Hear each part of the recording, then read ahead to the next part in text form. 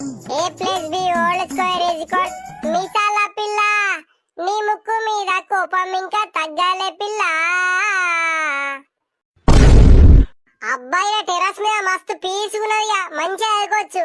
A plus B whole square is equal రాను బొంబాయికి రాను రాను బొంబాయికి రాను రాయ రాయే పిల్ల నీకు ఎగ్జామ్స్ లో పెడతా చిట్టీలు తీసుకొస్తా.